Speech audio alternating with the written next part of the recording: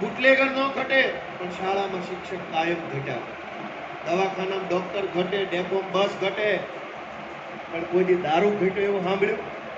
કે અખિલ ગુજરાત બુટલેગર સમાજ દ્વારા ધરણા કરવામાં આવ્યા કે દારૂ ઘટ્યો છે? કેમ નો ઘટ્યો ભાઈ?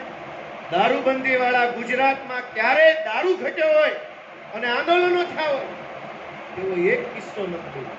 કોરોનામાં ઓક્સિજન ઘટતો તો તેદી દારૂ નો ઘટ્યો, ઇન્જેક્શન ઘટતા ને તેદી દારૂ નો ઘટ્યો. ગમે એવો કપરો કાળ આવે તો દારૂડિયા દારૂ બગાડી દે કાંઈ શિક્ષણ નહીં પહોંચે, દવાખાનામાં સુવિધા નહીં વધે, દિવાળી ઉપર અહીંથી ગામડે જવું હોય તો બસ નહીં આવે.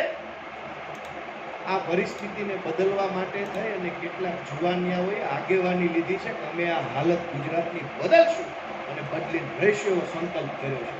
એ જુવાનિયાઓને તમારા આશીર્વાદ જોઈએ. કોણ છે એ જુવાનિયા? જે ચૈતર વસાવા છે, એણે એવો નિર્ણય કર્યો કે હાલત બદલવીશ. એક અમારો બ્રિજરાજ સોલંકી છે, એણે નિર્ણય કર્યો કે હાલત બદલવીશ મારે. એક અમારો પ્રવીણ રામ યુવાન, એણે નિર્ણય કર્યો કે હાલત મારે બદલવી છે. એક અમારો રાકેશ હિરપરા, એણે નિર્ણય કર્યો કે હાલત બદલવી છે. આ મનોજ સોરઠિયા, એણે નિર્ણય કર્યો કે હાલત બદલવી છે. એક ઈશુદાન ગઢવી, એણે નિર્ણય કર્યો કે હાલત બદલવી છે. અને તમારો દીકરો ગોપાલ ઇટાલિયન કે છે હાલત બદલવી છે. આ બધાય તમારા છોકરાઓ છે અને ગુજરાતની પરિસ્થિતિ બદલવા માટે આવ્યા છે.